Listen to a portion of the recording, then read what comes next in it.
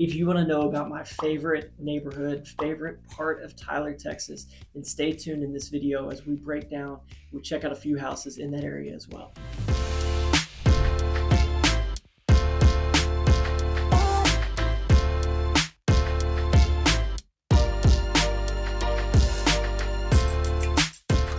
So thanks for checking out our newest video. We're going to break down the Azalea District today.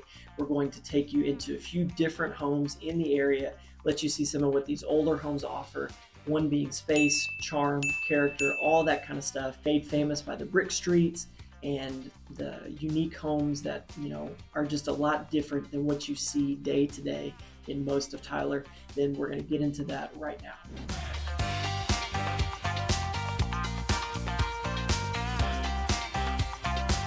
The Azalea District is pretty much the area that sits just south of downtown Tyler, Texas. It's made well known because of the red brick streets. You've got the older homes built some in the late 20s all the way through the 1950s. They're all going to have a little bit more character and charm just because the homes are almost over 100 years old.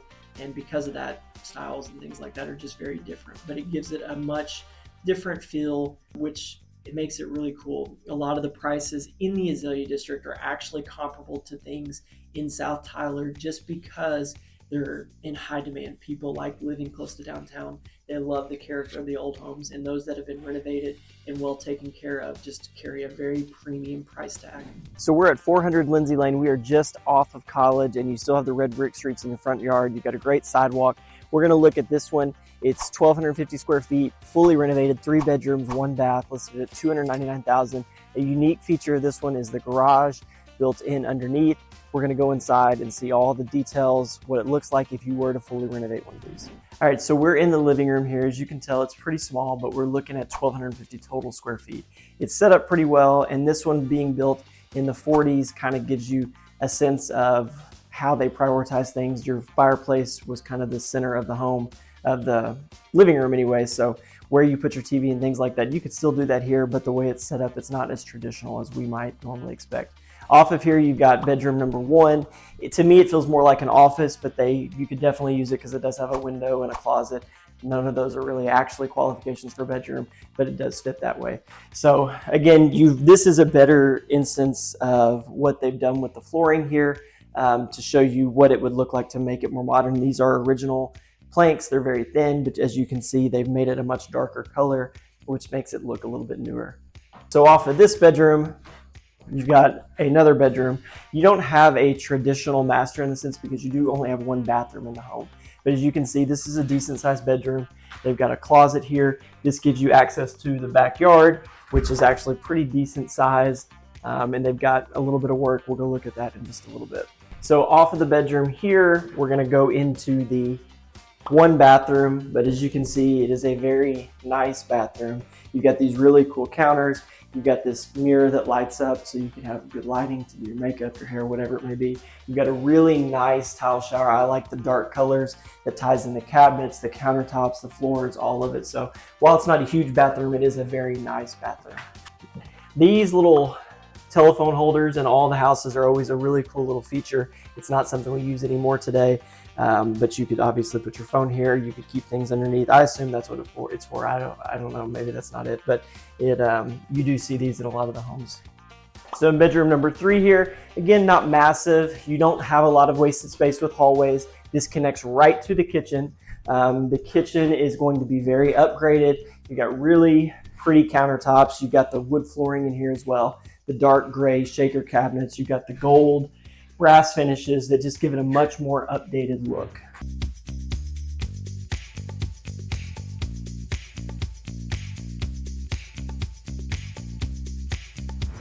So we're at our next stop in the Azalea District at 2911 Old Bullard Road, almost 3,100 square feet, completely refinished. We're gonna come inside and check out all the great features. It's a flip and they did an incredible job.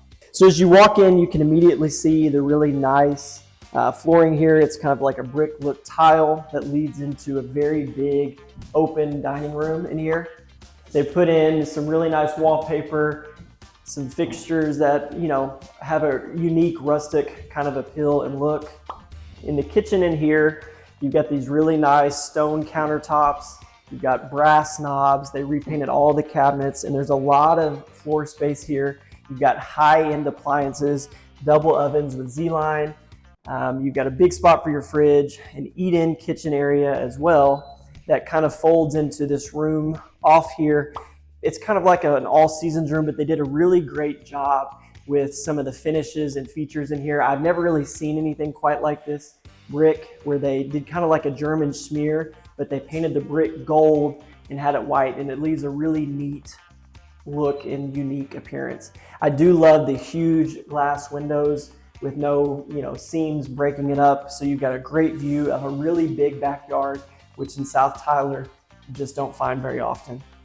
That leads you in here into a good sized living area. Again, you've got the original hardwood floors built in the 50s. So you've got these skinnier planks, which just give it a really unique look. They've done a really cool job too in refinishing this fireplace, kind of carrying the gold and brass theme throughout the house. It's very, very nice and unique. So as we move through the guest bedrooms, this is the primary bedroom on this side. It's a very big bedroom. You've got lots of natural light with 3 big windows, and the finishes in here in this bathroom are really pretty incredible. For a home of this age built in the 1950s, you've got a really big bathroom. As you can see, they spared no expense. They've got tile throughout the whole bath in there, and then into the shower as well. You've got a double vanity, which leads us back out to the master, and then we'll go across the hall to check out the other bedrooms. So another thing about older homes that I do really like, all the bedrooms are pretty good size. Most of the times today with homes, you're gonna have like a 10 by 11, 11 by 12, something like that, a pretty smaller space, but this is a much bigger bedroom that connects to the bathroom here, which is a Jack and Jill setup that leads to the other one. And this one is a very nice guest bathroom too. You get these really nice blue and white tile. And again, it's not a huge space, but it is enough space to connect the 2 bedrooms. Again, you've got another good size guest bedroom.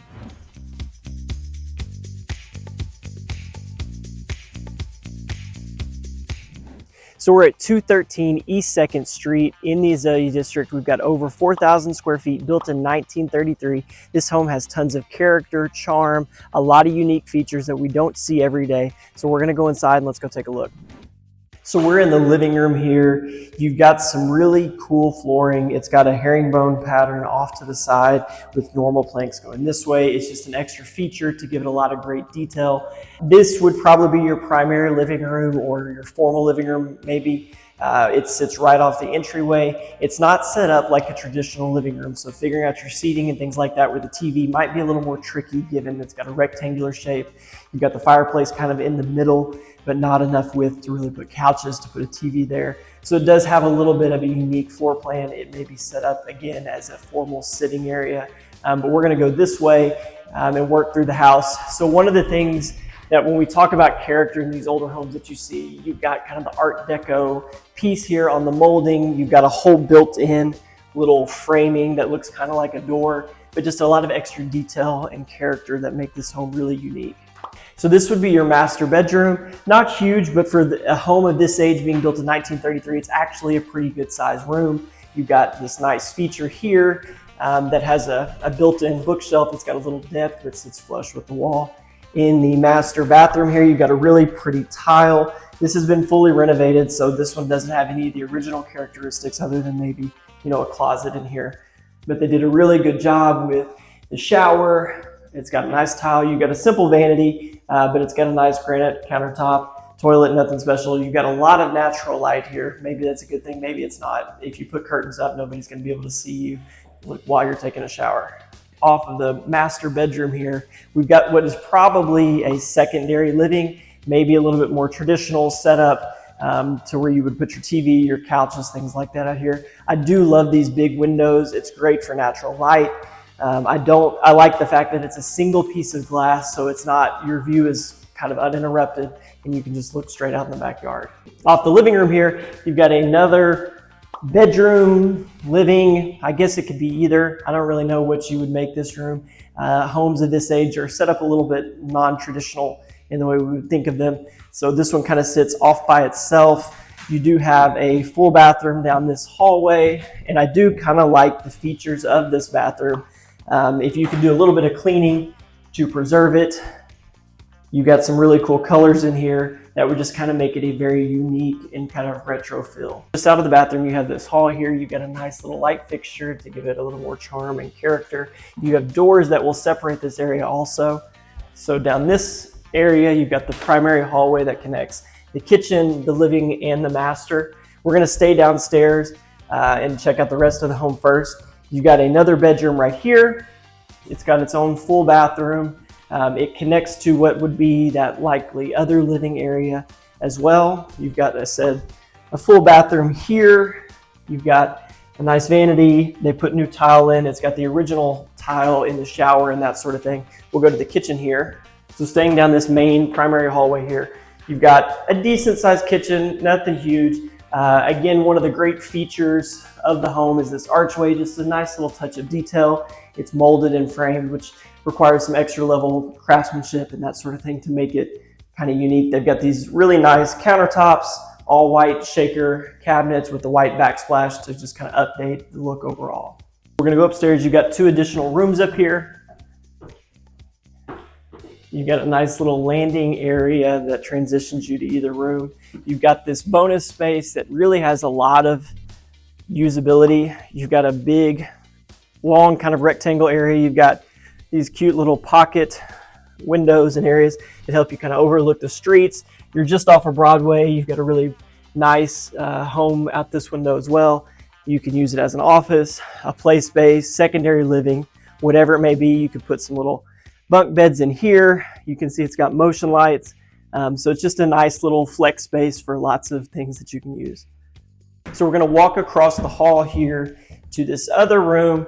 This could be a bedroom, I think, with as many other bedrooms as you have downstairs and that sort of thing. You may not have to use it that way. It can be an office, it can be a craft room. You can make it a homeschool room. It's got lots of options because it's so big. You've got the built-ins for storage, which is a really nice feature.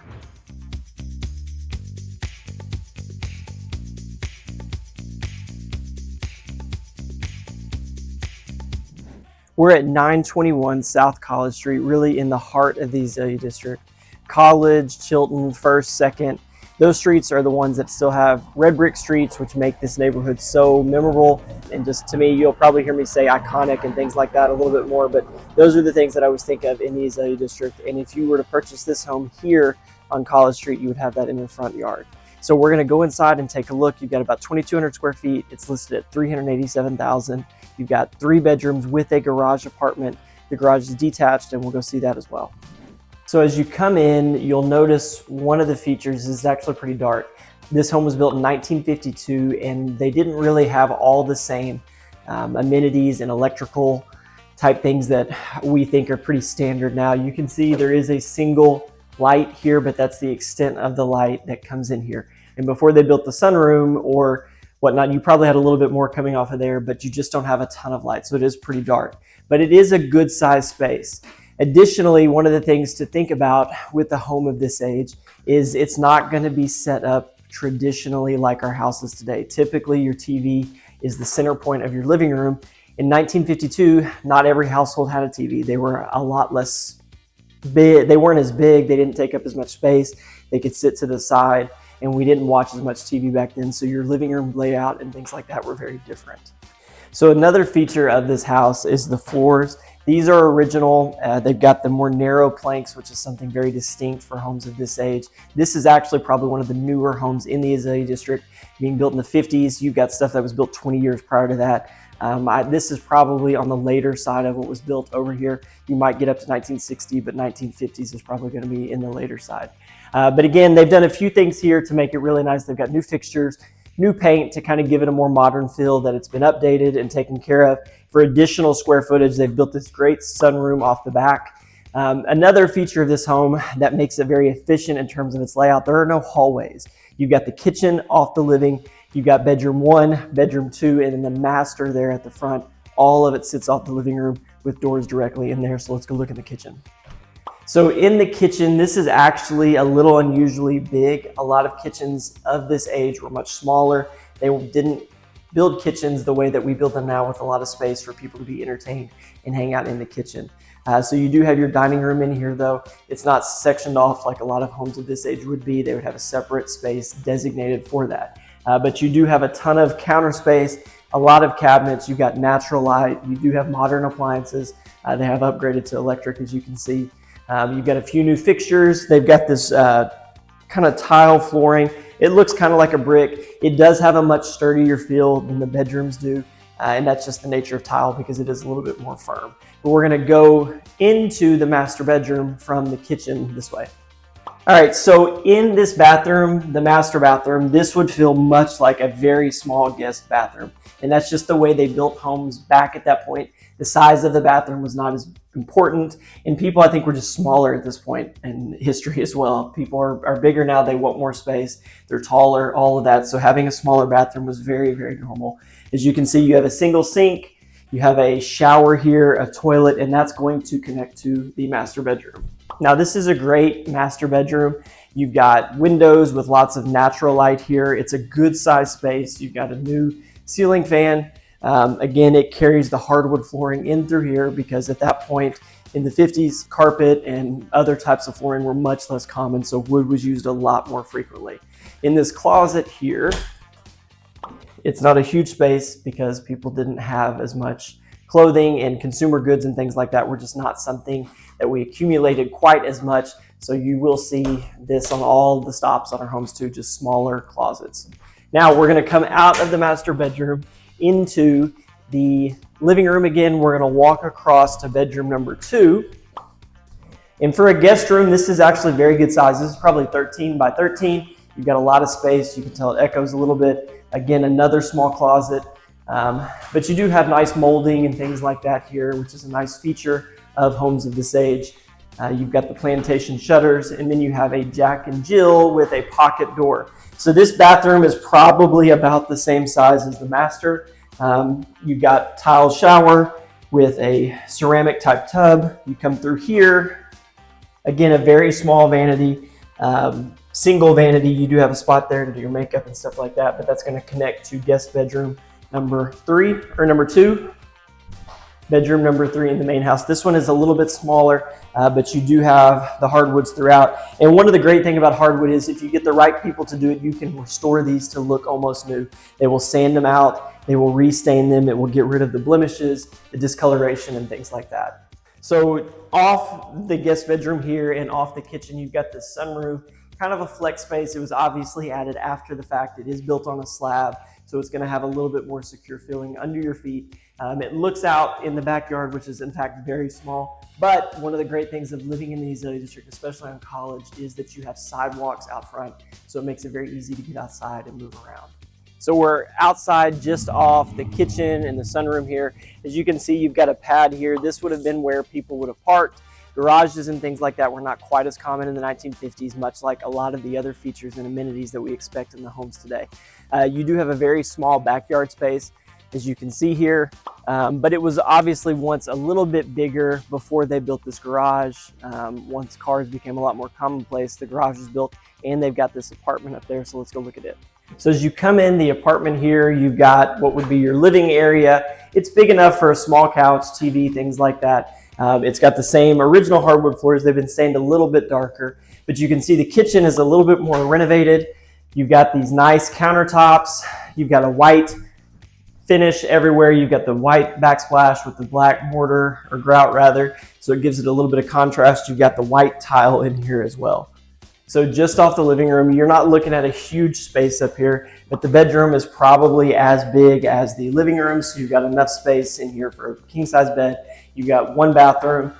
They tried to maintain some of the finishes that would make it have that old vintage classic feel, but updating some of the plumbing and those types of features. You've got a tub, shower. It is the original tub, but they put this nice new tile in here to give it a little bit more of an updated look.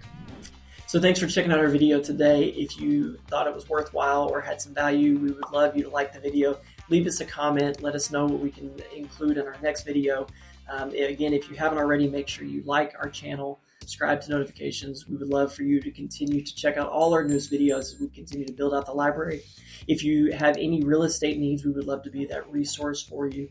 You can reach us through any of the information in the banner. Send us a text message, give us a call, shoot us an email. We would love to hear from you and just be able to be a resource for you if you're making a move to Tyler, Texas.